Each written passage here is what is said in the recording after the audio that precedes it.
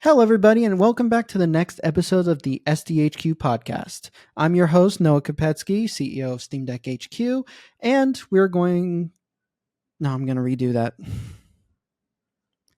Hello, everybody, and welcome back to the next episode of the SteamDeckHQ Podcast. I'm your host, Noah Kupetsky of SteamDeckHQ fame, and we're going to be talking about a bunch of different topics today. But before we get into it, I do want to address it has been a while since our last episode, and I want to, apologize for that. I love doing this podcast. I love talking about everything going on with the Steam Deck world and, things that SteamDeckHQ is doing.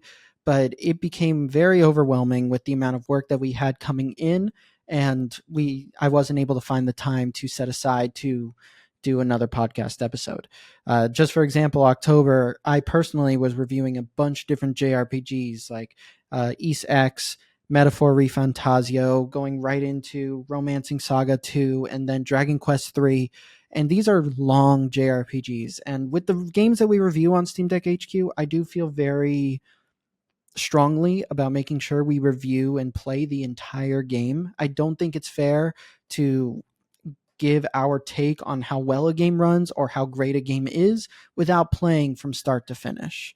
Obviously, due to time constraints, we can't 100% every game that we play, but I do think it's important that we play through the game to be able to give a clear idea and opinion about what the game actually is like and what we think about it. So doing that with a bunch of JRPGs is not easy because they are all very, very long games. And I myself am a big grinder in video games, especially JRPGs, so I will spend what feels like years sticking in one place to grind and level up and become as powerful as I can. I did that in Dragon Quest 3, and I really shouldn't have because you do need to. It does get harder towards the end, but oh man, that took a lot of time, and I should have just kept going because there are more powerful enemies later on, and I should have been grinding off of those guys. But either way, it's sometimes a bit overwhelming, and unfortunately, it does mean I have to set some things aside to keep content coming out, and this was one of those cases where I had to do that. We are adding more people to the team, so the workload that's going to be on me is getting lighter and lighter. So the podcast will be making a return, and I'm going to try my best to keep it as consistent as possible. But unfortunately, things come up. I do have plans to have more guests on as well and co-hosts that come on. So this one is a solo episode where it's just me, but we're going to have other episodes coming up soon with more guests, with like Fan the Deck and Cryobite and everybody. We have some big ideas coming, and I'm really excited to talk about those when everything is confirmed. But that's basically what has been going on. Let's go right into today's topics. I want to start off probably with the biggest development that's happened recently with the Steam Deck itself, which is not only it becoming available in Australia, but having the White OLED Limited Edition release. So the Steam Deck itself has been around for 2 years, and since then it started off being sold in the US, Canada, Europe, and the UK. And then it recently, or last year, expanded to some of the Asian countries. If I remember correctly, it's Japan, Korea, Taiwan, and there's one other, and it always escapes me, and I do not remember. It was Japan, Korea, Taiwan, and yeah, I cannot remember for the life of me. I'm sure it's somewhere in my notes here, and it's just me needing to find it. But unfortunately, it is not on the top of my head. But recently, Valve went to PAX Australia, and they announced that the Steam Deck is going to be coming to Australia. And now you can officially purchase it through Valve, through Steam, and have it shipped to Australia. They have all the models that are currently available for anyone to buy it can be bought in Australia. So the 256 gigabyte LCD is $649 Australian dollars. 512 gigabyte OLED is $899 Australian dollars, and the 1 terabyte OLED is 1,049 Australian dollars. They also are selling the white limited edition in Australia on top of that for 1,099 Australian dollars. And each one that you purchase will take around 6 to 10 business days to ship it to where you live if you're in Australia.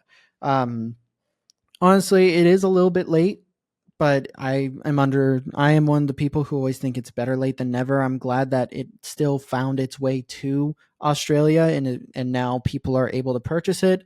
Like all the Australian models have been available since November 19th, so it was around 5-6 days ago at the time of this recording, and I think it's fantastic. I'm really happy to see that Australians are now able to get one of the best handheld devices that have ever existed. I believe there are more powerful handhelds that have been available worldwide, like the Ally, but there's something special about the Steam Deck that just finds a perfect balance because it's so fine-tuned and built by Valve to be as efficient as possible. And I think they do a great job, especially with the OLED models. The cooling system of the OLED models is one of my favorite aspects of it, and something I actually like more than the OLED screen, which is saying a lot because I love the OLED screen, but the cooling and I don't think my OLEDs have ever been too hot to hold. They've always been really cool to the touch, no matter what I'm playing. Even if I'm playing the most intensive games like Dragon Age Veilguard at full blast, it still stays pretty cool, and I'm very happy about that. But on top of that, we have the white limited edition Steam Deck OLED that also released at the same time that the Australian models went live. So you can purchase this in any place that you live where the Steam Deck is shipped. It's essentially a perfect yin yang color swap of the Steam Deck OLED. So the entire shell is white while the actual buttons themselves are gray, and it looks beautiful. I have not purchased it, which is saying a lot because, that's everything we do, and I should purchase it, but I haven't yet. But it is a big investment. If you really like how it looks and you already have an OLED, I would probably recommend getting a shell swap instead. I do know that Extreme Raid and JSOX do sell these shells that you can go into and take apart your Steam Deck and put them in. And then you can get different buttons for it. I believe Extreme Raid does sell buttons, but I know Deck Buttons also sells very, very high quality buttons that you can put into your Steam Deck. I don't recommend opening it if you are not experienced with going in and taking apart electronics. It is dangerous if you don't know what you're doing, and you could damage the internals. So only do it if you feel comfortable, like you've done it before. But it is much cheaper than trying to buy a Steam Deck OLED. So if like you have the 512 gigabyte, but you want a similar look to the limited edition, that is an alternative where you'd be spending maybe 10% of the price on buttons and the shell. But if you don't have a Steam Deck yet, or you have a Steam Deck LCD, this is a very worthwhile upgrade. And I do think it is beautiful, absolutely beautiful. And it's such a cool contrast to the regular Steam Deck. And I'm really excited. I like that Valve is doing these limited edition models, because we have the more transparent limited edition with the orange joysticks. So they have done they I like that they're trying to do new things, and they market it as like limited edition.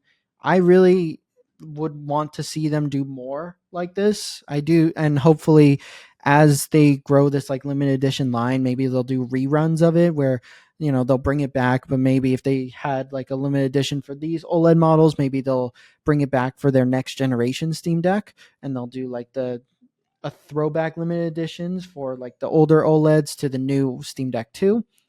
I don't know. this is all pure speculation on my end, but I really like what they're doing with the limited edition models. So, of the two, I would probably say I like the transparent one a little bit more, purely because of the orange joysticks. I think it adds a nice splash of color to it. And there is like the power button of the white model, which I believe is still like the orange color, but there's something about the transparent, like slight transparency with the orange that just really pops to me. So, of the two, I would probably say I like the transparent one a little bit more, but I also don't have the white model in front of me yet. So, I can't say 100% sure which one I like more. But if I had to go just based on pictures and with the transparent one in front of me, I would probably say the transparent one is my favorite. Is my favorite. Okay, looks like we're back. Um,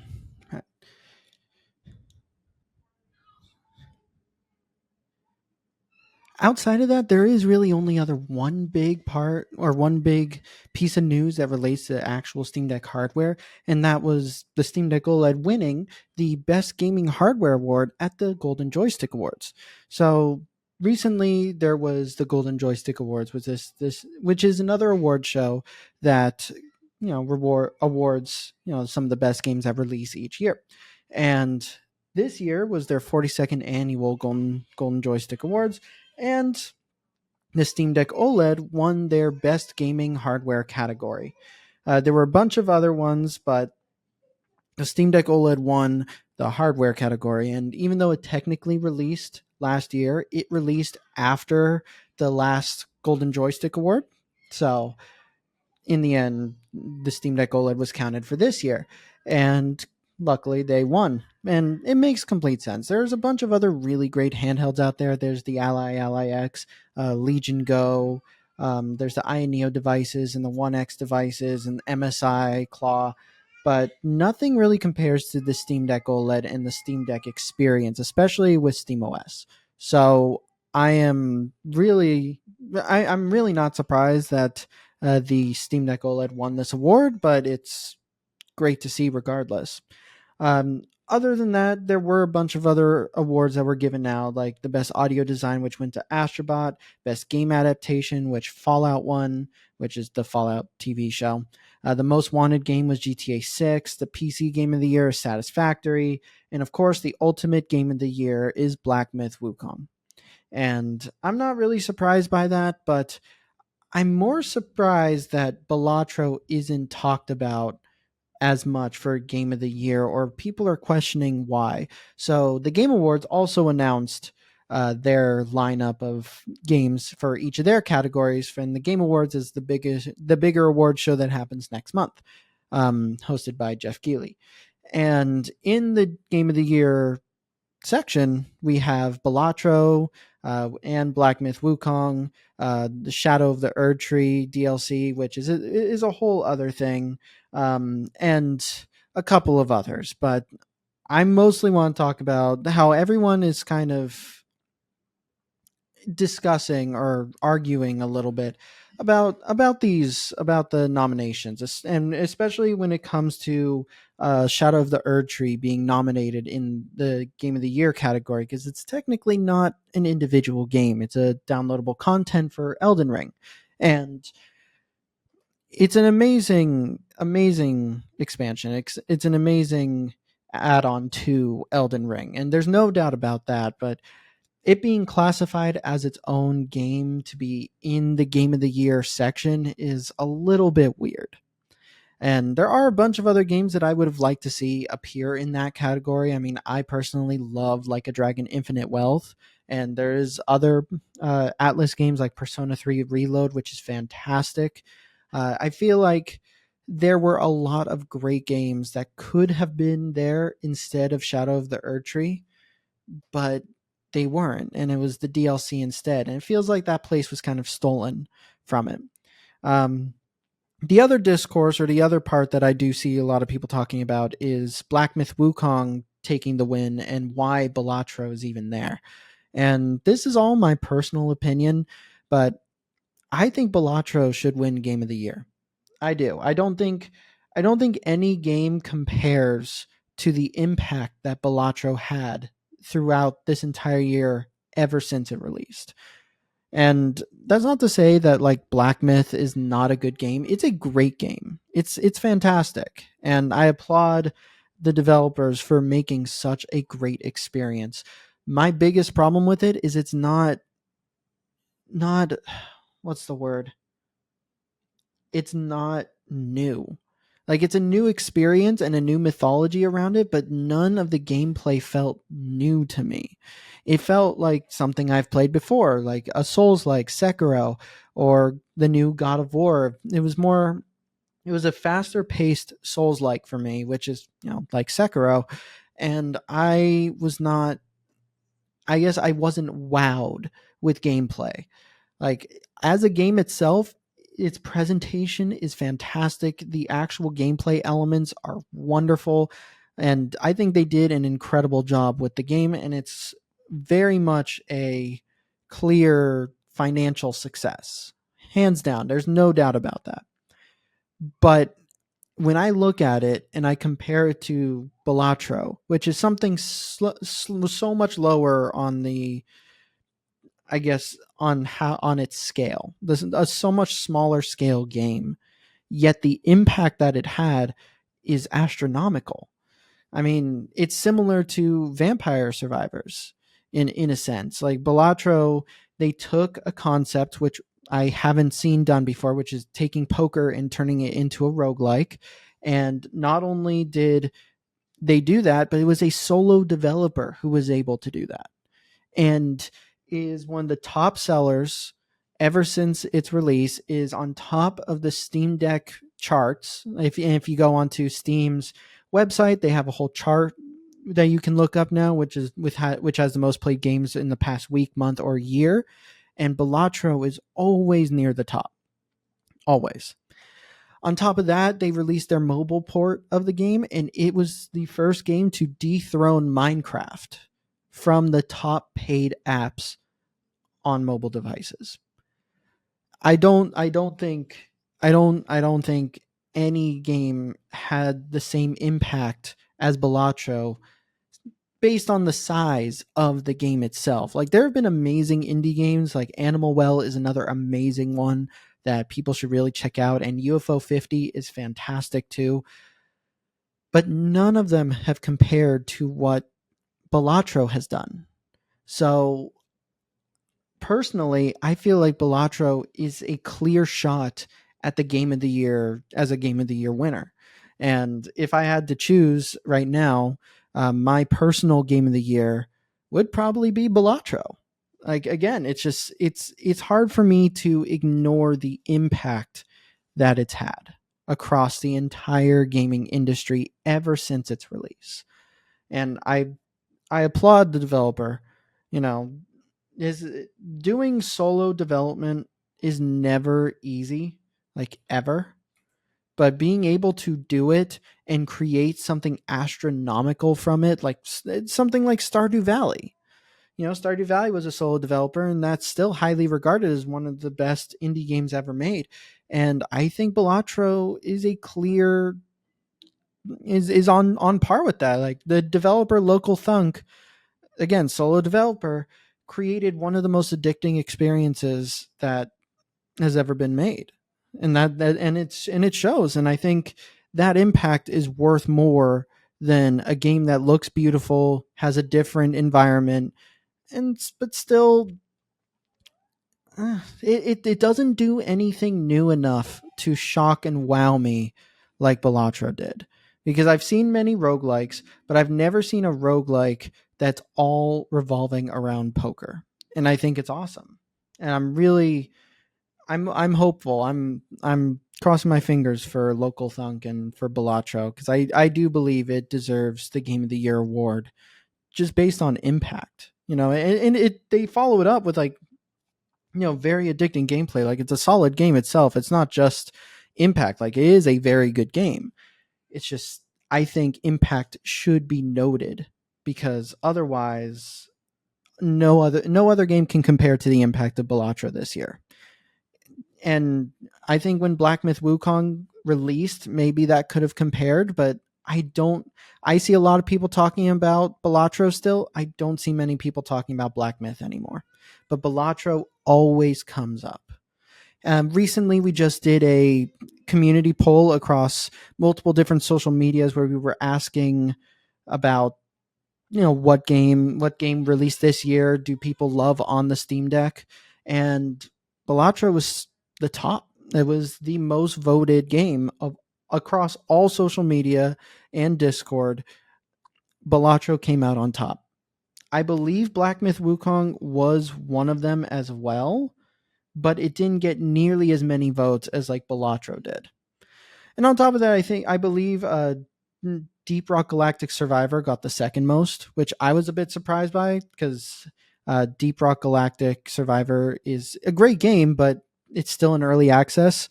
But it got a solid amount of votes too.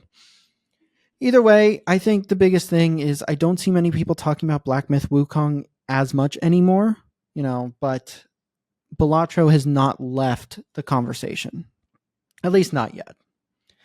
But that's probably the biggest developments with the Steam Deck specifically. We have a bunch of games, though, that we now know either are running on Steam Deck or we've newly released games that we now know how they're running on the Steam Deck, and some upcoming ones where we have a little bit more information for. So I actually want to start off talking about one of the newest releases that I think a lot of people were looking forward to, which is Stalker 2. And I believe that a lot of people felt that this was not going to be playable on the Steam Deck, and I was one of those people. I was very, very skeptical, but I was hopeful. I've seen games that are not easy to run on the Steam Deck, or it looks like they're not going to be easy to run on the Steam Deck, and they still found a way to do it. Specifically looking at the system requirements, the game requires a GTX 1060 GPU. The processor is a Ryzen 5 1600X, 16 gigabytes of RAM. Honestly, it is. At the highest end, it's a little bit too on the high end, but I would say it's within a playable space for the Steam Deck. It's not optimal, but playable. Unfortunately, the game itself does not run nearly as well. So there are spots where you can hit 30 frames per second, but for the most part, the game is not really that great on the Steam Deck itself. There were too many sacrifices that need to be made just to get to a playable experience, and those sacrifices make the game extremely blurry, and they still will drop. It doesn't matter. They will still drop. And unfortunately, that's just how it goes. I did also test the game on the ROG Ally X to see if it runs better, and it does run better with higher visual quality, and I'm really happy to see that because it is a more powerful device, so I expected it to run better on there. But I am happy that it's at least playable in handheld format to some degree.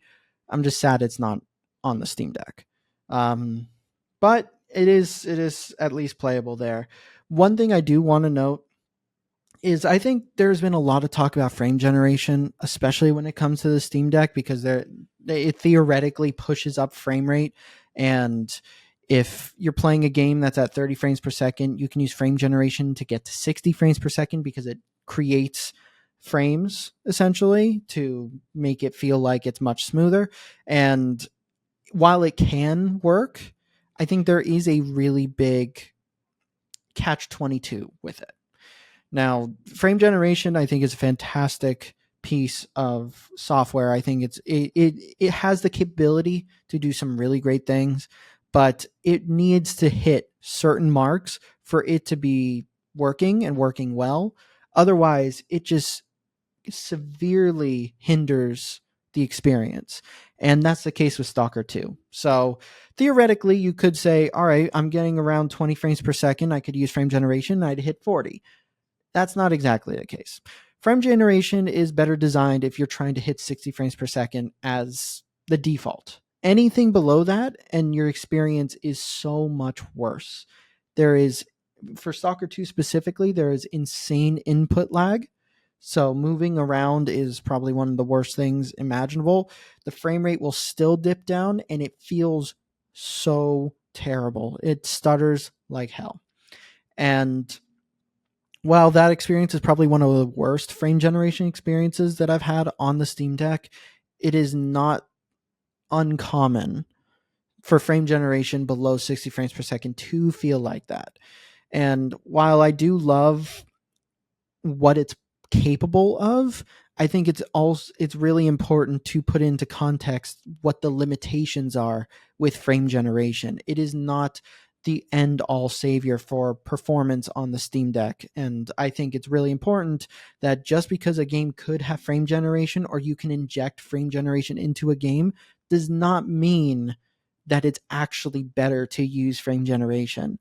If you're not going to be able to hit 60 frames per second, or you're using frame generation and it still sticks around like 45 to 50, your experience is going to be much worse than just playing the game at 30.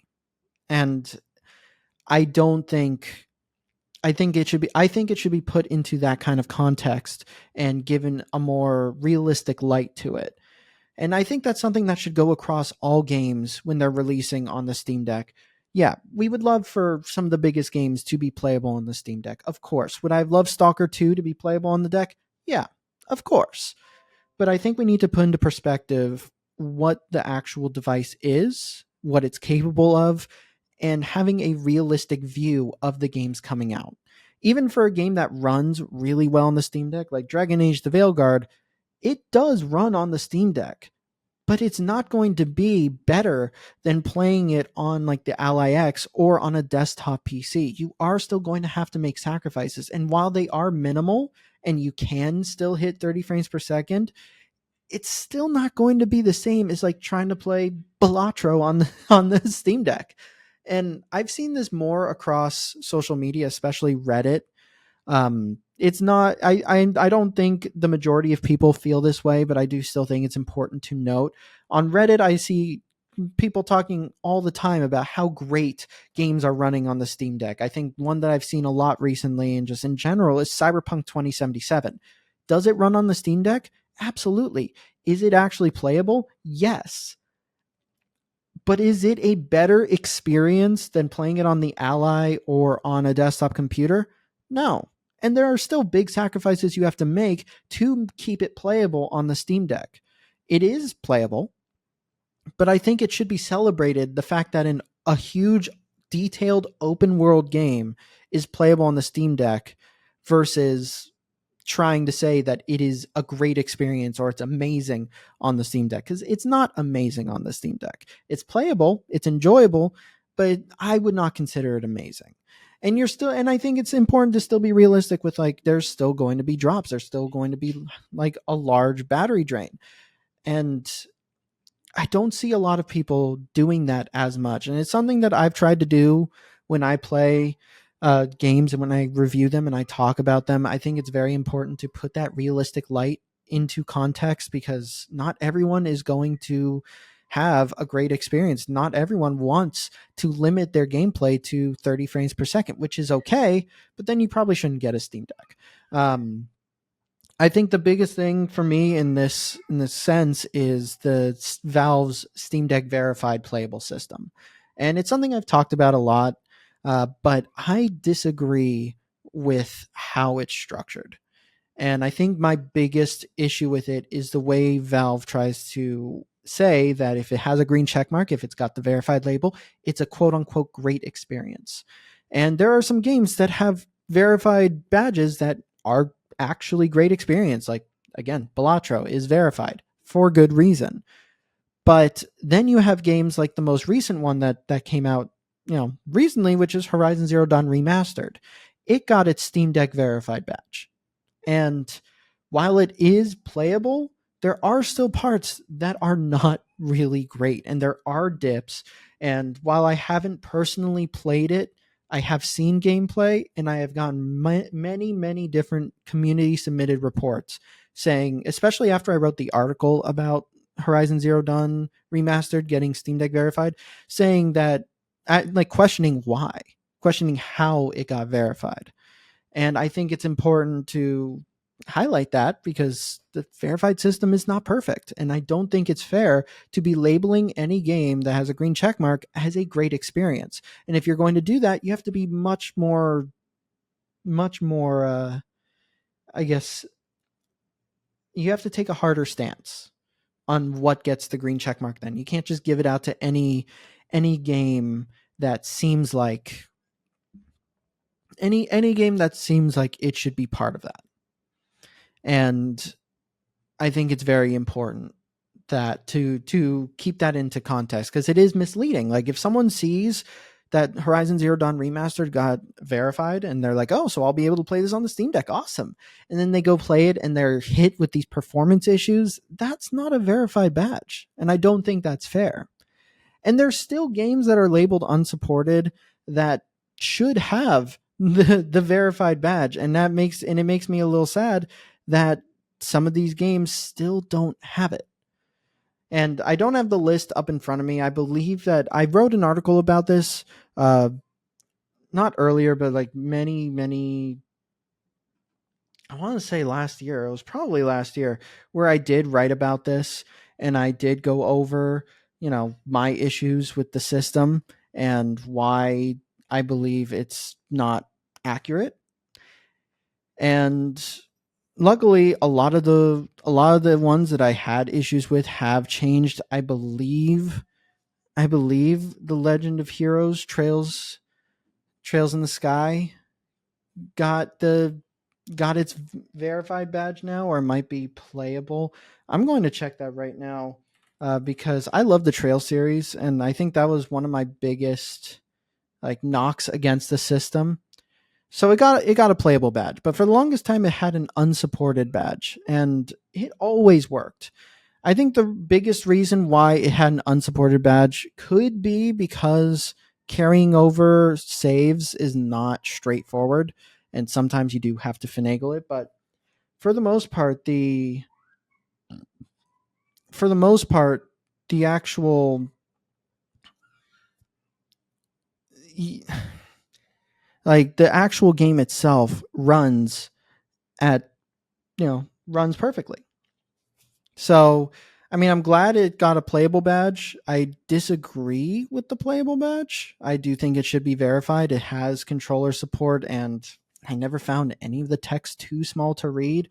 But I've also seen games that have way too small text and still get a verified badge, and I question it. And I believe, if I remember correctly, Veilguard is one of the games where I was actually surprised that it got the verified badge, not because it doesn't perform well, because it's playable. I think it should have that verified badge, but some of the text is too small, and that is something that is on the checklist. So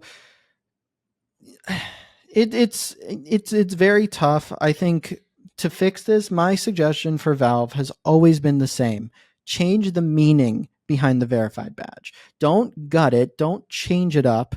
Because that, and I don't even think they need to change the way that they test them. Like, they have so many tens of thousands of games to go through and check. And I don't expect them to pay for or have a team that goes through every single one of these games, tests it on the Steam Deck, and actually make sure it runs okay. That's why we exist. That's what SteamDeckHQ does. So I don't expect Valve to completely change up or invest that kind of money. What I would like to see them do is change the meaning behind the Steam Deck verified system. Instead of it meaning a great experience, how about it just mean that the game runs? It launches, it loads, you can play it, and it doesn't have to note how well it plays. Because like in Horizon Zero Dawn Remastered's case, yeah, it runs, but it's not the best experience all the way through. And I think it's really important to make that kind of note, because people are going to see that green check mark and they're going to think, oh, this is going to be great on the go. And they're going to be met with some performance issues, and that's not right. And it's the same with the unsupported games.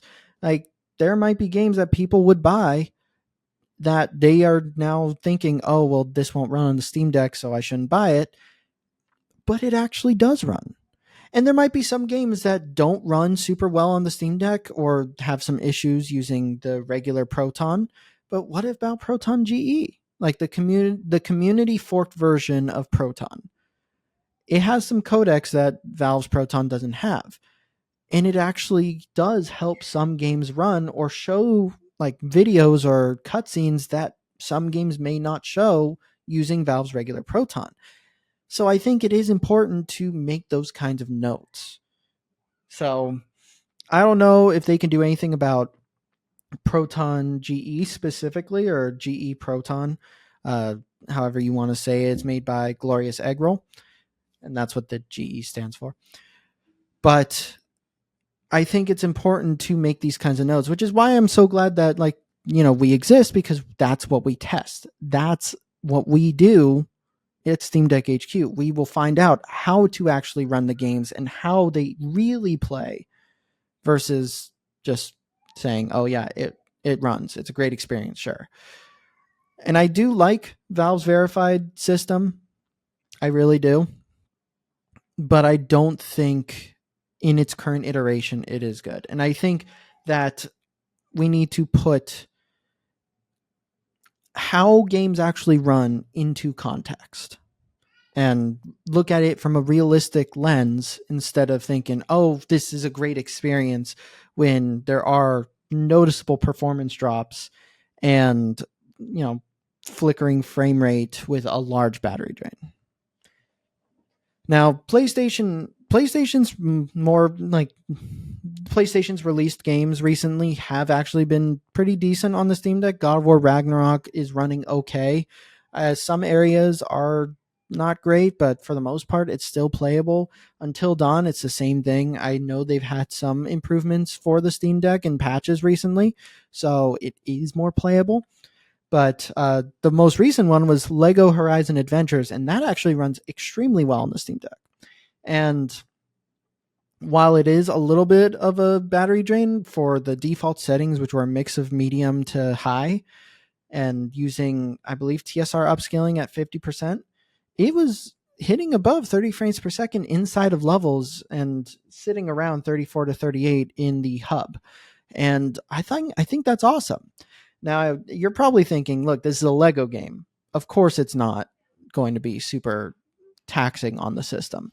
And while I do agree with you there, I've also seen games being more taxing on the system than I expected. A good example of that is actually a recently released game called Threshold, which is a great, creepy horror game that we reviewed. And honestly, I can't believe that the story is based on a true, I don't know how that could be based on a true story, but it's based on a true story. And while the game itself is solid, the performance does not nearly match what the game looks like and what the scope of the game is. It all takes place in one small condensed area. And while I can understand later on there's a lot of physics-based objects that come in, and I can understand performance drops there, but the fact that it drains so much and it looks the way that it does, where it looks like it's based on like the PlayStation 1 classic PlayStation 1 survival horror games like Silent Hill and Resident Evil, the classic Resident Evil 1, 2, 3 and Silent Hill 1, 2, 3.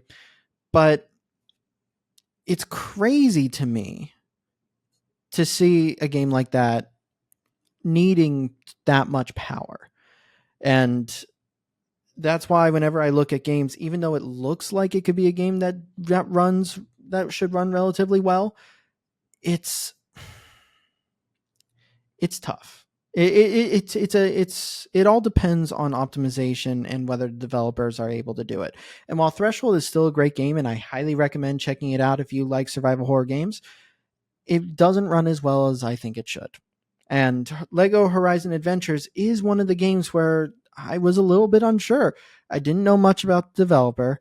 The game still looks really great for being a Lego game, and it's not made by the normal people who make the Lego games, so just Traveler's Tales.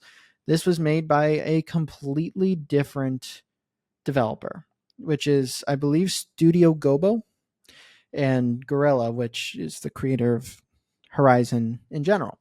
So I was a little bit skeptical. I was hoping that it would be good, but I didn't know. Luckily, it is. So if you're looking at playing the game at 30 frames per second, easily able to do that. If you want to change some settings to get 40, I don't see any reason why you wouldn't be able to. It is still something that we need to do some more in-depth testing for our review, and we plan to do that. But as it is right now, if you just play it right out of the box, set it to 30, you're going to have a good time. And the battery drain won't be horrible. It's still going to be up there, but because you're capping it, it's going to be a bit better than you think.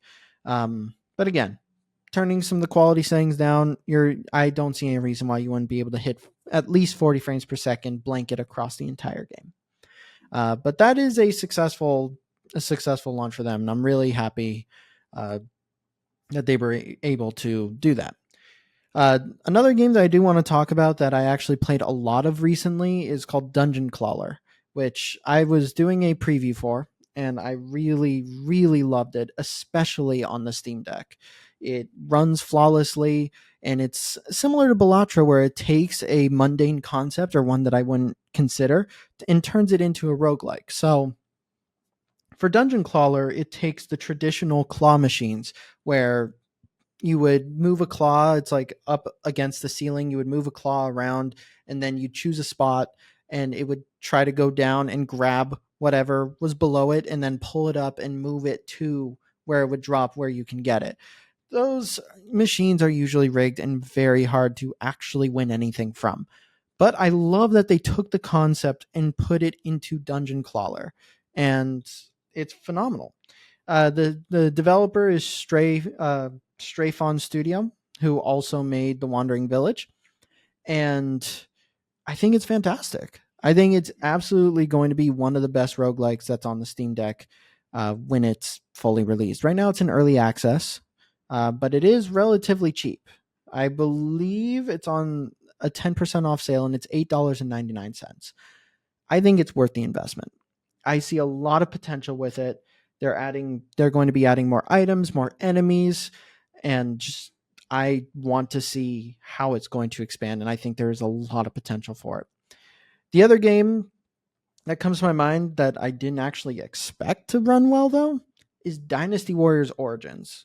Now, Dynasty Warriors Origins is the next entry in the Dynasty Warriors series, which I look at as more like a reboot. It's not, or it could be a reboot or a spinoff. I see it more as a reboot, but I can see it being more of a spinoff too. It releases on Steam January 17th this year, but there is a demo that's live right now. So we, Steam Deck HQ, it wasn't me specifically, but we, as a Steam Deck HQ team, checked it out and wanted to see how it was running on the Steam Deck. And I was actually really surprised by what I saw.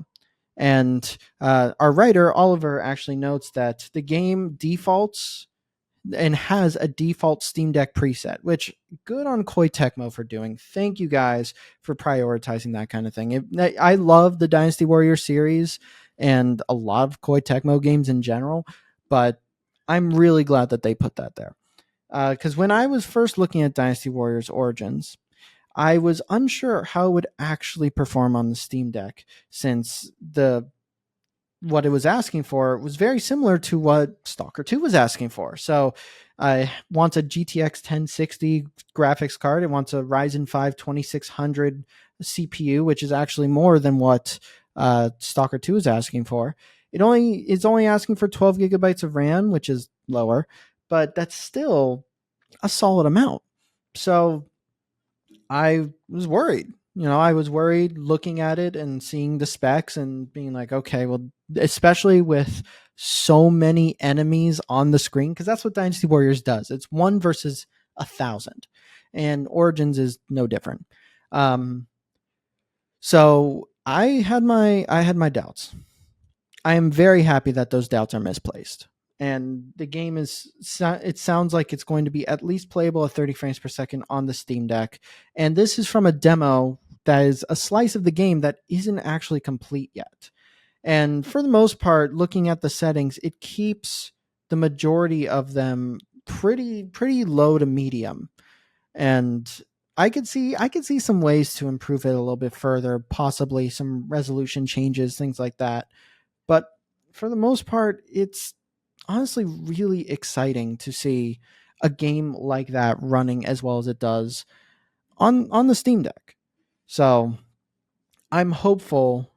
I'm hopeful that Dynasty Warriors Origins is going to be playable on the go, and I think there is definitely ways to do it, like turning down the display distance or how many characters are on the screen at once. I think there are going to be ways to make the experience better, and I'm excited to figure it out for myself. Hopefully, we will get a key for it to review. And as a fan of the Dynasty Warriors series, I'm going to be a little bit biased, but I'm very excited for the game. The last game that's coming out soon that I actually want to talk about is Path of Exile 2. So, Path of Exile 2 is the follow up to Path of Exile, which is a giant MMO. And it's going to be releasing into early access next month. I don't think it's going to be early access on Steam, but the game is still in development, so it's early access for the game itself. I just don't think they're going through the early access process on Steam. And from what I last checked, it didn't look like they noted that it was going to be early access. So I'm not 100% sure. But I have had the pleasure of trying the game out at Summer Game Fest, and I fell in love with it. And when I was at Summer Game Fest, I confirmed that they are not only testing the game on the Steam Deck, but are trying to make sure it runs well on the Steam Deck.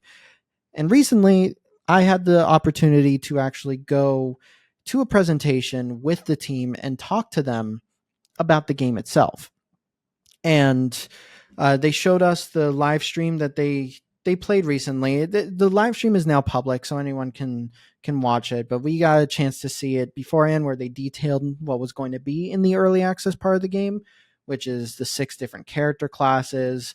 They went over some of the systems, the skill trees, weapon specialization, and then they went into the end game, which was the biggest part because they never really talked about the end game yet. So the end game looks phenomenal, though. So it all takes place on this giant map, or the majority of it takes place on this giant map. It's the core of it. It's an infinite map where you go to different nodes, you take down enemies, and you get rewards from them. On there are different specialty nodes where you can do different events. And then there's huge bosses as well that you can get the keys for to unlock their fortress and go in there and destroy them. And it's very hard to do, but well worth it. All of it's playable in co-op. Every single aspect of the end game has its own skill tree on top of that. So as you're playing, you will get points to put into those skills to make those specific parts of the end game easier to play. It sounds huge. It sounds overwhelming a bit. But during the Q&A section of the presentation that we had, we got to get some more answers on Steam Deck playability. So it was asked if we were going to have offline mode. That was, I think, the first question that was asked is there going to be an offline mode? And unfortunately, no. There is no offline mode. It makes sense. The game is an MMO. It's fully online, but it was good to get confirmation about it. We also did get confirmation that they are going to be they are recommending 40 frames per second and trying to aim for that throughout the entire game for a more fluid, smooth experience. And while I love that, I am skeptical. And the reason I'm skeptical is because in the end game of MMOs like this, of like Diablo 4, or like similar games like this, like Diablo 4 or Last Epoch, it can get very heavy with the skills that you're doing in. It's flashy, particles flying everywhere, tons of enemies on the screen, them turning into ragdolled physics objects that fling around. It is very hard to optimize something like that for the Steam Deck in general, but to say that they can push above 30 frames per second into 40 is even harder. And I don't think I've seen a game that was actually able to do that in those end game moments. Like, you can still play these like regular parts of the game or like the beginning parts of it without problem. And you can do that in Diablo 4, you can do that in Path of Exile, Last Epoch, you can do that. But when you start to get towards the end and there's a ton of enemies on the screen and you're using all of the skills that you have, it's not easy. So if they were able to get that end game part running at 40 frames per second, the developer, which is GGG Games, I believe it's Grinding Gear Games, and they just put it down to GGG to make it easier to say. Yeah, it's Grinding Gear Games. I am going to say that they might be one of the best optimizing companies or optimizers for their games that I've seen. And, there are still some great companies that do solid optimization. I mean, one that I defend all the time is Nixie Software. And because of that, we have games like Ghost of Tsushima, Spider-Man, God of War Ragnarok, these games that don't seem like they would be able to run on limited hardware, but they do, and it's because of the optimization that Nixie Software puts in. But if they actually are able to stick to 40 frames per second in the end game of Path of Exile 2, I am going to be very, very floored. Super excited, but very, very just jaw-dropping moment. Because I just don't think it's possible with that much going on. But I would love to see it. But other than that, I believe you can pre-purchase their supporter, like their early access supporter packs right now. So there are 3 options available. One's $30, one's $60, one's $100. The game is going to be free to play. But since if you want to get in early, this is going to be the way to do it. And this way you'll get early access, you'll get some in-game currency, some extra items. It's a lot of little cool things there. And if you're a fan of Path of Exile, it's going to be worth it. I do think it's going to be amazing. From what I played, from what you're able to do, from how you can modify skills, how you can level up and increase the more power that you have. And even going so far as to like being able to get into the end game, just the end game part of it looks phenomenal. And I love that the team focused more on the end game than they did the actual campaign. They cared way more about the end game and making sure the end game was solid over a solid campaign. And I think that they prioritize that as phenomenal. I think it's going to be worthwhile. I think Path of Exile 2 is going to be a really great game to play in general, and I'm hopeful that it's going to be a really great game to play on the Steam Deck. Outside of that, though, we have one more thing to talk about here, and that is something a bit smaller, but I didn't notice this.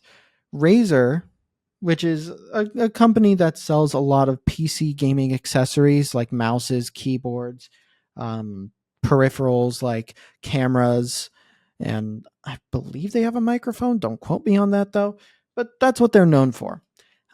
They started selling Steam Deck skins. I'm not sure when it started, but it did. And some of the skins look phenomenal. So these skins are usually made out of vinyl, which in general, skins like this are made out of vinyl and you sticky them to your Steam Deck. And I think this is a great way to change how your Steam Deck looks without taking it apart and putting on a new shell. So if you don't really want to take your Steam Deck apart, but you want to change how it looks, you could get a skin like this. I believe there are skins you can get that are pure white, and you could just put that on your Steam Deck and it'll look like you have a white Steam Deck. But some of the skins from Razer are just phenomenal looking. And there's 2 specifically that stand out to me. There's the sludge front and back, and then there's the acid sludge front and back. So the sludge itself has this it looks like goo. Like if you imagined what it would look like if you have a plate of paint and you mix 2 colors together, that's what it looks like. But it's just looks beautiful the way that the colors come off, their vibrancy and the color choices used. So the sludge is using orange and blue, and on the front, the blue is a little bit lighter and the orange is a little bit lighter, but on the back, you get the darker blend of the two colors. And oh man, that looks phenomenal. And then my other favorite one is the acid sludge, which is essentially the same thing, but it's blue. It's green and black, and it's the same kind of thing. The front has lighter shades of both, and then the back, it starts to get into the darker ones. But again, it looks like paint being swirled together and mixed, and I absolutely love the way that it looks. And there are some other really cool ones. I mean, they have some like basic ones that I would see, like the carbon fiber looks like carbon fiber. There's the dark hive, which looks like a slightly better version of the carbon fiber. Black metal just looks like, metal streaks. Geometric mercury, kind of, it looks cool. It makes me think of Deus Ex, especially Deus Ex Mankind Divided. The back of it especially, it looks like a bunch of polygons and triangles kind of fitting together in weird, unique looking patterns in different shades of white and gray. It's really cool, but it doesn't beat the sludge for me. There is geometric quartz, which is essentially the same thing as the mercury one, but it's in pink, and different shades of pink. We have like black camo, which is just camouflage but in black. My third favorite one, though, is probably the pearlescent steel, which has that steel, like smooth metal look to it. But instead of it looking like metal, they have one side of it being a lighter turquoise blue and the other side being like a very pale gray. I think that's the best way to explain it. Or like if you take a peach, and then take out some of the color from it, it makes it more like pale. I would say that's how it looks. And there's a gradient that kind of shifts between the two. That's like smack in the middle of the device. When you're looking at it from the front, it's not as noticeable, but if you look at it at the back, you can see the gradient kind of shift towards both sides. I love how it looks. I like the kind of metal-esque finish to it.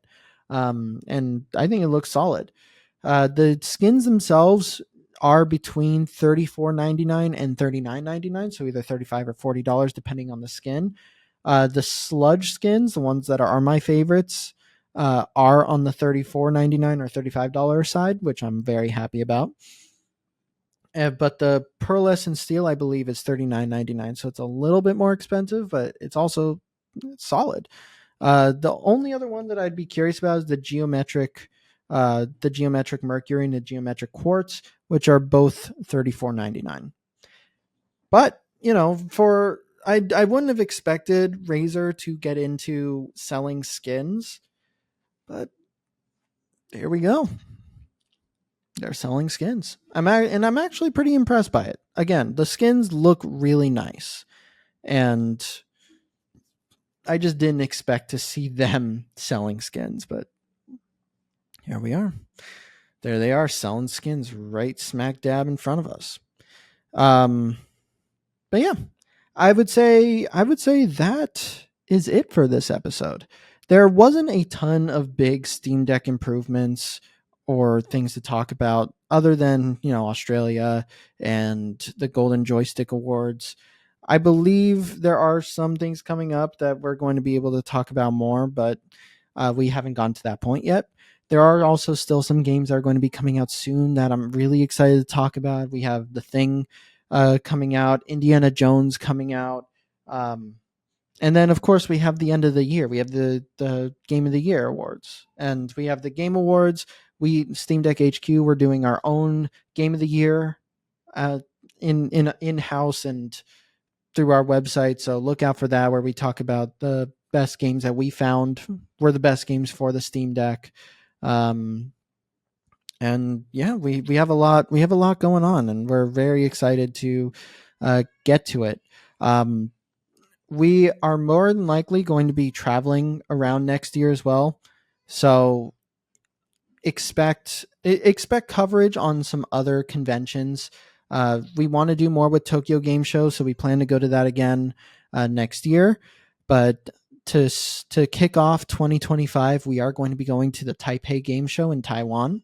So we're going to see some new coverage coming from there, and I'm very excited to go to these events, meet more people, and try out some of these awesome games. Like it was really cool going to the Tokyo Game Show. A little overwhelming, and it was very new. It was my first time in Japan, and I loved it. But Taiwan is a completely different beast, and I'm really excited to go there and check it out and see how it's going to how the Taipei Game Show is going to be. I have gotten a question about CEX as well. I don't believe I'm planning to go to CEX, or is it? Yeah, I believe it's CEX, but I'm not sure.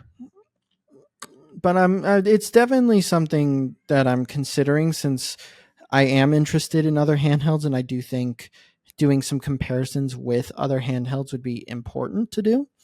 But yeah, that's going to be all for this episode. Thank you guys so much for listening or watching, whether you're on Spotify, Apple, or YouTube, or if you're on Patreon. Thank you guys. If you did enjoy this, go ahead and follow the SDHQ podcast. Or if you're on YouTube, subscribe to us. Hit that notification bell to be notified as soon as our next video goes live. And just to everyone who goes to our site, watches our videos, thank you guys so much for supporting us. We really appreciate it, and we're really excited to be able to do the things that we are able to do. We do have an unannounced project that we are going to be announcing soon, so keep your eyes peeled for that. We got something big cooking, and we're really excited to talk about it soon. So again, thank you guys so much for watching or listening, and we'll see you guys next week.